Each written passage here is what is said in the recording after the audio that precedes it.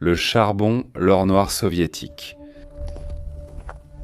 Ici, les nénets vendent leur pêche et ce qui semble être du cœur de Rennes. Au début, les premiers géologues vivaient dans des grottes. Ils ont ensuite construit des baraquements en bois.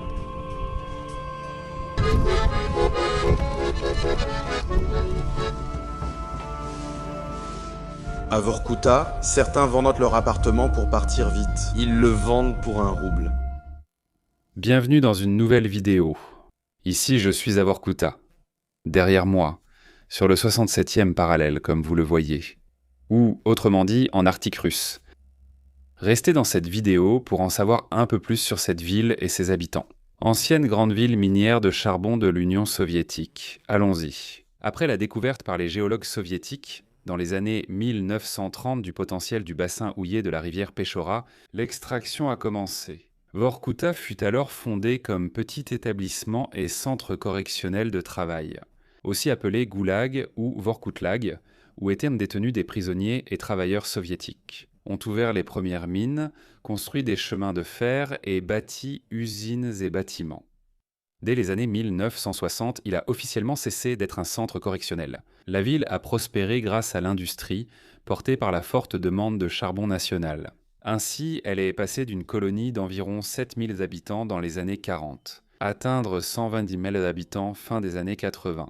Bonjour, premier jour à Vorkouta. Depuis ce matin, rue Gagarine, nous partons au centre voir ce que nous trouvons et entrons.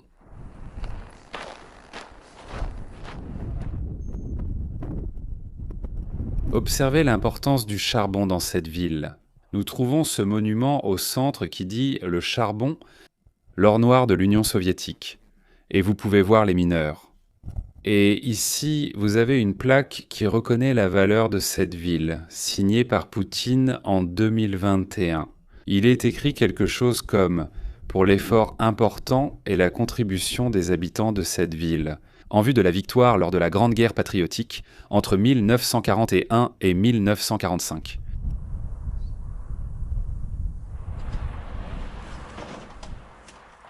Voyez ce panneau intéressant dans les rues de Vorkouta. Il est écrit « Chers citoyens de Vorkouta, Vorkouta Ougol, qui est l'entreprise d'ici, le charbon de Vorkouta est une entreprise à vocation sociale.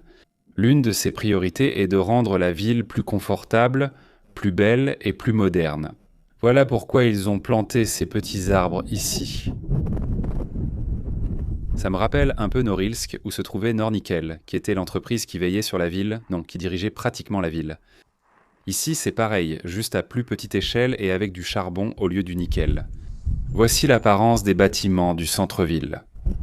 Également décorés avec des couleurs vives et éclatantes, qui éguerbent le gris. Aujourd'hui, il fait très beau et ensoleillé. J'imagine que la plupart des jours sont différents. C'est pourquoi, comme vous voyez, cela ressemble à une école là-bas, avec des couleurs vives, jaune, rouge, rose, bleu, et les maisons aussi, même si la plupart ressemblent à ça. Les panneaux, les typiques panelnis de 5 étages, avec leurs petites terrasses sur les côtés.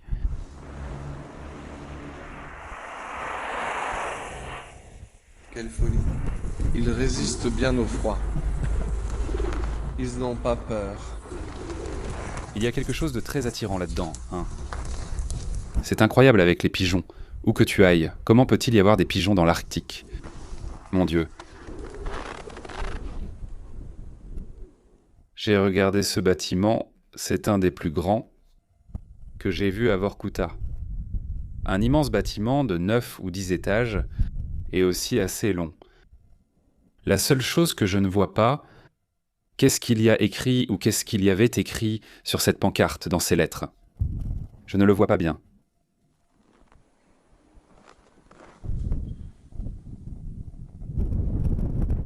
Ouf. Après avoir traversé le centre-ville, nous atteignons enfin la rivière où la ville est située. Et vous pouvez voir de l'autre côté, translated, déjà les vestiges, des bâtiments abandonnés. Le micro-rayon, de Roudnik, au loin une cheminée d'ancienne usine, la rivière gelée. Et de là-bas un pont qu'une dame vient de nous dire de faire attention, qu'elle ne recommande pas de le traverser, même si tout le monde ici à Vorkouta le traverse.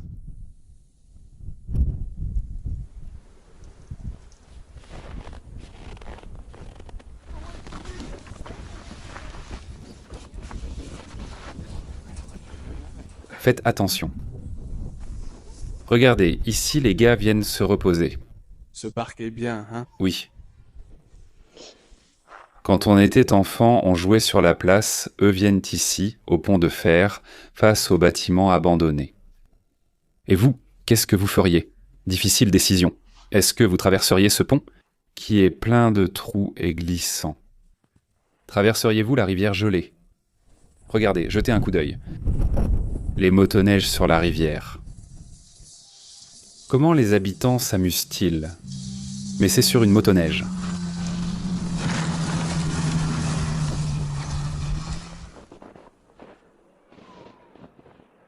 Ce micro-rayon de Rudnik a été le premier ici à Vorkouta, le premier quartier qui a été construit dédié aux mines de charbon, à l'exploitation minière. Et l'usine que nous voyons au fond, c'est l'une des 4 qui sont préservées. Sur 13, seules 4 fonctionnent encore. Savez-vous ce qu'était ce bâtiment ici? C'était un des logements. Un peu plus haut, la voie ferrée passe. Au début, les premiers géologues vivaient dans des grottes. Ensuite, ils ont commencé à construire des baraquements en bois. Et petit à petit, ils se sont installés et ont construit davantage. Je comprends, merci. Et à partir de là, le train flottait à travers l'ancienne ville de Rudnik. Regarde, regarde, regarde. Voilà, le train qui va vide à l'usine, il va à la mine plein, revient chargé puis vide.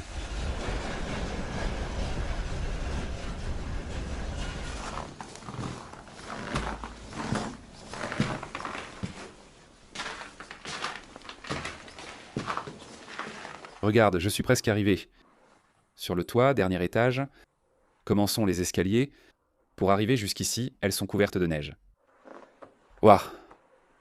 Incroyable que tant de gens vivaient ici et que tout soit resté à l'abandon.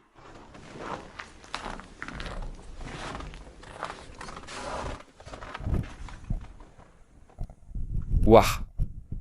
Regardez, quelle formation de glace et de neige.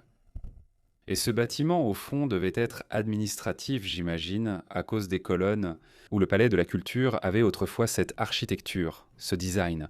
Mais c'est magnifique.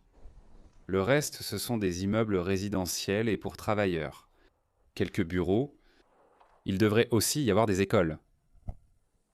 Et aujourd'hui, ça ressemble à ça. Abandonné depuis les années 90.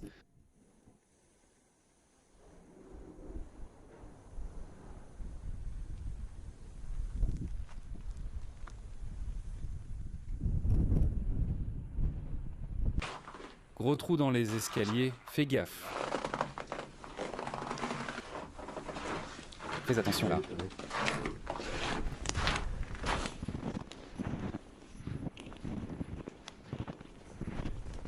Pour être appelé micro-quartier ou micro-rayon, il était assez grand. Regardez tous ces immeubles que nous avons passés. Et ça continue par là, hein. Nous venons d'arriver aux voies ferrées qui mènent à l'usine de Borkoutinskaya. Si vous observez et connaissez les voies ferrées, vous constaterez qu'elles sont plus larges que d'habitude. C'est une large voie où le train circule encore aujourd'hui, que nous venons de voir il y a un instant. Regardez, est-ce que c'est du charbon? Oui, eh bien tenez. Un peu de charbon, à moitié gelé, ce qui semble être tombé du train. À côté de la voie, vous voyez qu'il y a des morceaux de charbon ou de la poussière de charbon. Ici, il y en a un autre. Regardez. C'est le charbon de Vorkouta.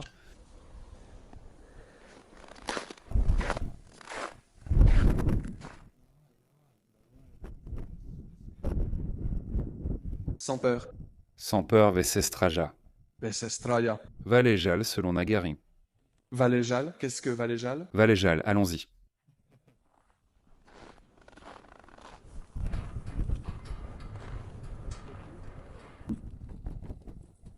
Regardez, ici ils ont mis une plaque, directement.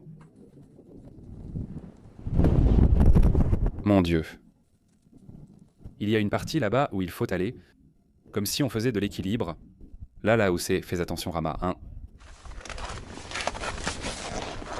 Ouah. Allez. Mission accomplie, qu'on ne dise pas le contraire. Le pont de Vorkuta est passé.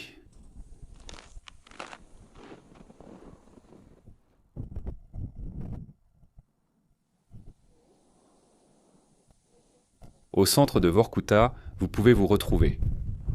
Cette église en bois, et à côté, vous avez ici la brouette ou le chariot, avec les rails pour sortir le charbon des mines. Et ceci ici, ce qui semble un mémorial. À tous les mineurs morts, ici il est écrit mine numéro 3. Elle a démarré son activité en 1942. Elle a fonctionné jusqu'en 1961. Il y a les mines numéro 6, 25 et 32. Ici par exemple sur celle-ci il est écrit que sa construction a commencé en décembre 1954 et qu'elle a été fermée après une panne en 1998. Comme le disait le chauffeur de taxi hier, quand nous sommes arrivés à Vorkuta, il nous a rappelé une anecdote qu'à l'époque soviétique, on disait à Staline « Camarade, pourquoi ?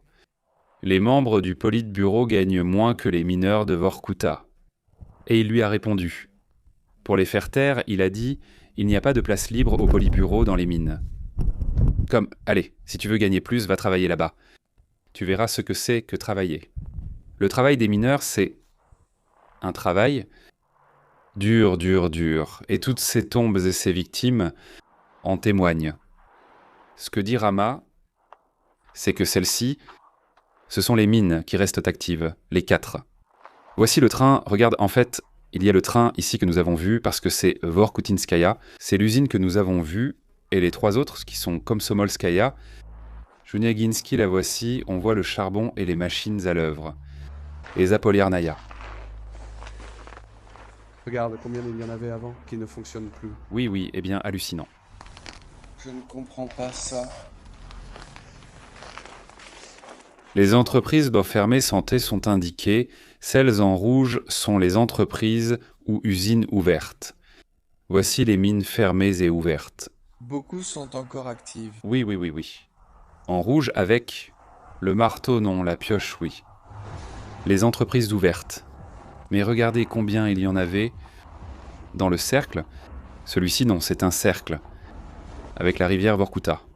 Il n'en reste plus que 4, ici près de l'église et du mémorial. Nous découvrons plusieurs tableaux montrant l'évolution des Vorkuta. Ici, vous voyez les premiers mineurs et travailleurs de cette ville. Là, travaillant à la mine en 44.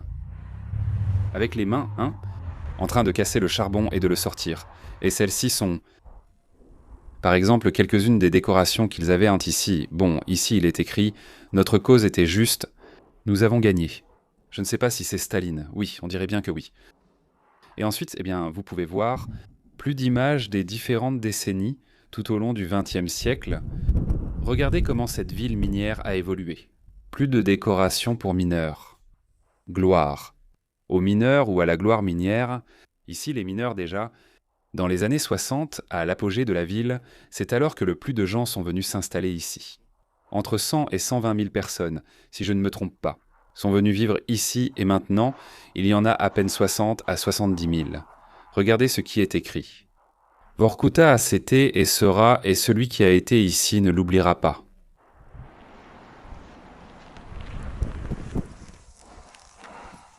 Pas uniquement près des voies ferrées, nous pouvons trouver cette poussière de charbon. Non.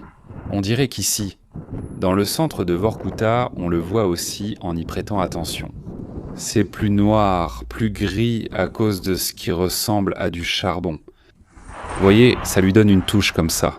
Grisâtre noir à la neige.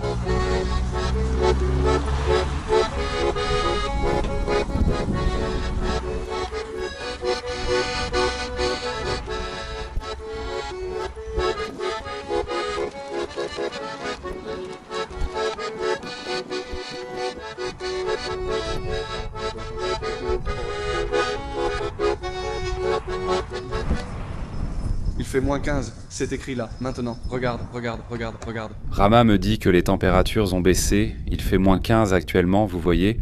Oui, c'est ça. Regardez ce que nous avons ici. Bonjour, vous vendez. Oui. Ici, les nénettes vendent ce qu'ils ont pêché et ce qui semble être le cœur de Rennes des populations. Des populations autochtones viennent de la périphérie de la ville. Ici, dans la rue principale, c'est la rue principale, et elles sont ici en train de vendre ce qu'elles ont pêché. D'où êtes-vous? D'Espagne. Comment se fait-il que vous soyez venus ici? Ils n'habitent pas très loin d'ici. De plus, chaque année, ils changent d'endroit.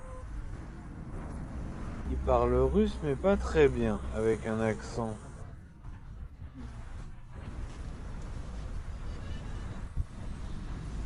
Quel est le prix du poisson? 200 roubles le kilo. C'est du renne? C'est du renne. Cœur et foie. Oui, cœur et foie. Et combien ça coûte? 300 roubles le kilo. D'accord, merci. Nous sommes arrivés maintenant. À l'université, au collège où se forment les futurs ingénieurs des mines. Nous fixons un rendez-vous, il nous attend. Une visite dans ce bâtiment qui est totalement soviétique, comme vous pouvez le voir, avec ses colonnes. Comment ne pas l'être? Une façade spectaculaire, et si vous regardez en haut, il y a plein de drapeaux, et puis, eh bien, le marteau, la pioche, symbole de l'industrie, et les lauriers. Le rendez-vous fixé par le garde la veille était une erreur.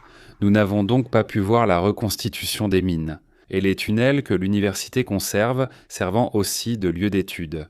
Ici, les nouveaux mineurs se préparaient avant d'entrer dans les mines. Ne pouvant passer, Danil, un ami rencontré dans le train pour Vorkuta, est venu nous chercher. Et il a décidé de nous accompagner pour faire un tour en ville. Qu'est-ce que tu étudies? L'ingénierie? Comment? Tu veux devenir ingénieur? Non, pour devenir juriste. Juriste? Donc on n'étudie pas seulement l'ingénierie là-bas? Non, ce n'est plus le cas depuis longtemps. Il y a aussi la comptabilité. Et pour être mineur? Oui, mineur. Il y a aussi les secours et l'urgence. Eh bien, il ne manque plus que d'avoir visité le sous-sol et la reconstitution des mineurs au collège. Nous sommes allés au musée, ici du Kraï, au musée de la région. Au musée, on nous a présenté l'histoire des sites archéologiques et de la ville. Petite anecdote, les géologues connaissaient déjà le bassin de la Péchora au XVIIIe siècle. Mais l'inaccessibilité de ces territoires, situés dans l'Arctique, où ni le train ni la route n'arrivaient, a rendu leur extraction impossible. Les premières excavations n'ont eu lieu qu'à l'époque soviétique. Ainsi on travaillait autrefois dans les mines, en tirant avec le cheval, en extrayant le charbon à la pioche. Regardez, comment les mineurs y entraient-ils? Voici un bon morceau de charbon. Et ici différents restes, dont certains indiquent qu'il y a du charbon à proximité. Par exemple, on voit ici la branche. La petite branche d'arbres ou de plantes. Ici aussi des fossiles de plantes. Voyez dans quelles conditions précaires comparées à aujourd'hui. Comment les mineurs allaient-ils jusqu'aux années 60? Quasiment sans protection, juste un casque en cuir, une combinaison en coton ou en tissu, aucun système de respiration, une pioche et une pelle, c'est tout. Ensuite, la lanterne, qui les a aidés. Ici, ils n'utilisaient pas de canaries. Comme en Grande-Bretagne ou en Espagne, ils n'utilisaient pas de canaries. Pour les avertir s'il y avait du gaz méthane ou un risque d'explosion ou d'intoxication, on utilisait du sable et une petite lanterne allumée. Ici, on peut mieux le voir. Elle avait une lumière qui, lorsqu'elle s'éteignait, il fallait évacuer rapidement en raison d'un danger. Aussi, durant cette décennie, regardez les tunnels. Comment étaient-ils? Ils étaient en bois. Dès les années 60, on a commencé à introduire ce type de combinaison que vous voyez, ce type d'équipement, avec un masque, une lampe frontale, lumière, batterie, casque, quelque chose de mieux. Ceci pour couvrir cou et dos. Et un système, en cas de problème, un système pour respirer 6 à 10 minutes et attendre en sécurité l'arrivée des sauveteurs, déjà avec les bouteilles d'oxygène. Au fil de la modernisation des installations, non. Et les excavations et mines ont commencé à utiliser des renforts métalliques comme celui-ci. Chacun de ceux-ci pesait 300 kg et il fallait les transporter à la mine. Et celui-ci serait la combinaison que portent aujourd'hui les travailleurs de Vorkouta Uvol, l'entreprise qui se trouve ici dans cette ville. Le charbon est différent. Celui-ci vient du bassin du Kouznetsk. Celui-ci vient du bassin du Donetsk, c'est de l'anthracite. Si l'on prend tout le charbon extrait ici depuis le début des années 2000, mis dans des wagonnets, cela ferait 40 fois le tour de la Terre. Très intéressant ce que le guide a raconté pendant l'excursion. C'est que, de nos jours, on fait pareil, ou même plus de charbon qu'à l'époque où il y en avait. Il y avait 22 usines, ou une vingtaine d'usines, et aujourd'hui il n'en reste plus que 4. Et avant, on utilisait beaucoup plus de main-d'œuvre, mais bon, avec la modernisation, avec les machines, là où avant il fallait une brigade de 20 mineurs, maintenant il faut, peut-être 6 personnes, 4 personnes. C'est vrai, très des spécialistes, c'est-à-dire ce n'est pas quelqu'un que tu prends dans la rue, allez, mets-toi à creuser pour ainsi dire, non, et qui apprendra le métier directement dans le tunnel, mais avant d'entrer dans le tunnel, il a déjà suivi un apprentissage approfondi. Après le musée, Daniel et ses amis nous ont proposé d'inspecter de l'intérieur le grand bâtiment que nous avions vu le matin, que les jeunes de Vorkouta surnomment le Pentagone. Est-ce que des gens vivent là-bas ? Oui, il y a des alcooliques et des toxicomanes. C'est gratuit d'y vivre ? Je crois qu'ils peuvent même te le donner gratuitement. À Vorkouta, il y a des gens qui vendent leur appartement pour partir rapidement d'ici. Ils les vendent pour 1 rouble. Vous avez déjà vu que la ville est petite, il n'y a pas grand-chose.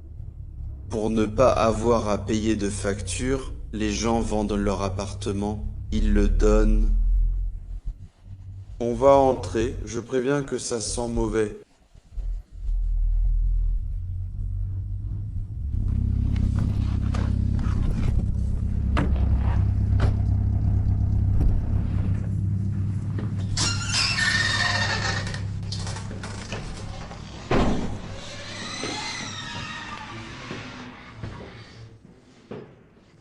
Waouh, j'ai jeté un coup d'œil à ça. Comment ça a l'air ? Pour les cartes, regardez dans quel état elles sont. Ici, ils ont mis un cadenas.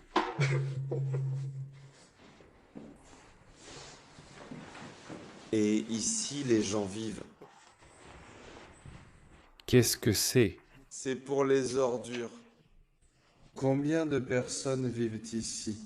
Pas beaucoup. Attention, Rama parle russe, on comprend bien, une vraie machine. Très bien, mec. On doit sortir la lampe torche, on ne voit plus bien ici. Bon, voyons voir. Oh non. Ne me dis pas... Tu as marché dessus ? Oui, Ça veut dire Biena. Fortuna. Daniel vient de marcher sur une crotte qui est là, en plein milieu du couloir. Mec, quelqu'un a fait ici. Ça doit être de chien, non ? Peut-être que c'est humain. Ça commence à sentir mauvais. Vraiment mauvais. Un chat est passé par ici. Quelqu'un vit-il dans cette maison ? C'est peu probable. Quelqu'un vit ici. Oui. S'il nous voit, il se fâchera. Non. Il se peut que quelqu'un dise quelque chose, un fou peut-être, mais il n'y a pas de danger. Fais attention. Il me dit de faire attention à où je marche. C'est plein de merde. Regardez les portes, mec. Avec Dolce & Gabbana. Oh, vous savez à quoi ça sert? Pour fumer. Oui, Hachich. Ah, regarde. Ils appellent ça... Kachimba, non, c'est comme pour...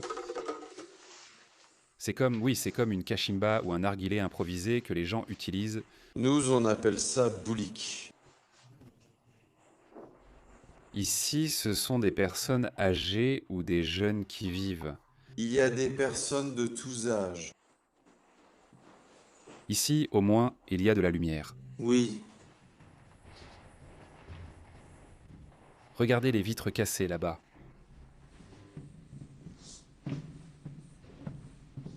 C'est un peu plus repeint et rénové ici, mais il y a toujours des saletés dans le couloir, putain.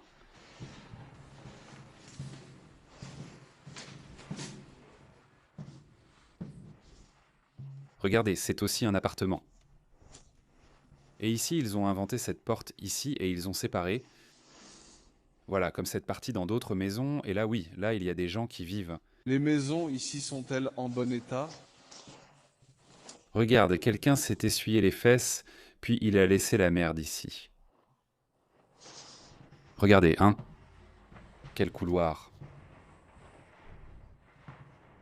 Oui, nous y sommes.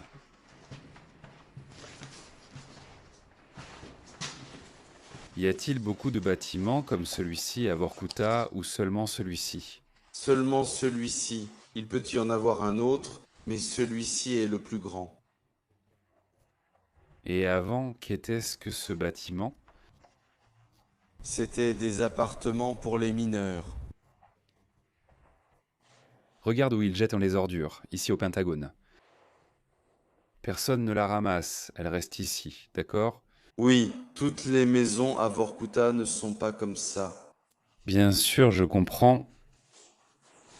Comment la drogue est-elle vendue en Espagne? C'est une personne qui la vend. Vous savez ce qu'est un marque-page? Je ne comprends pas. Une personne arrive, place la dose quelque part et prend une photo.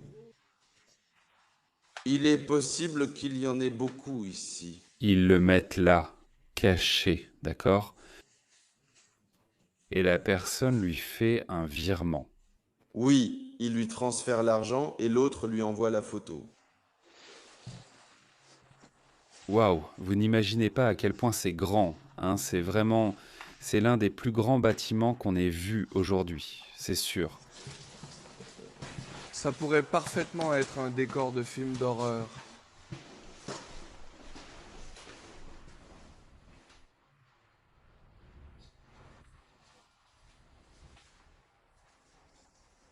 Regardez, et voilà à quoi ressemblent les appartements ici pour les mineurs. Enfin, ce qu'ils étaient pour les mineurs. Voici à quoi ressemblerait la salle de bain.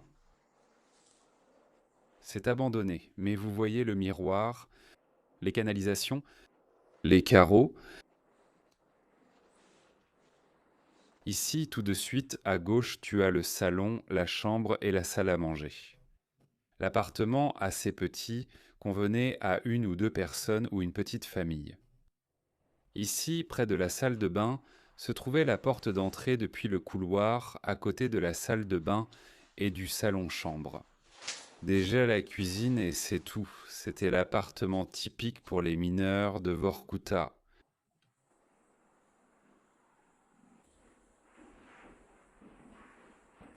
On dirait qu'un zombie va surgir d'ici d'une seconde à l'autre, mon Dieu.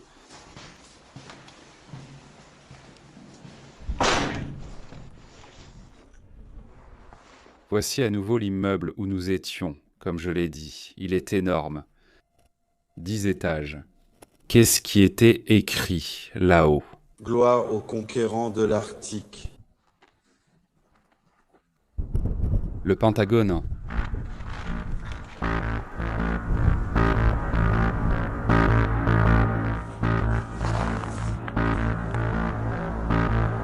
Voilà à quoi ressemble un de ces bâtiments. Allons-y.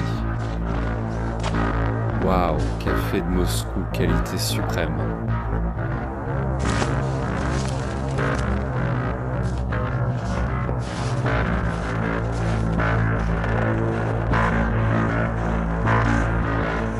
Les couleurs de ces ciels, rosés, violacés, franchement, je les trouve magnifiques, personnellement.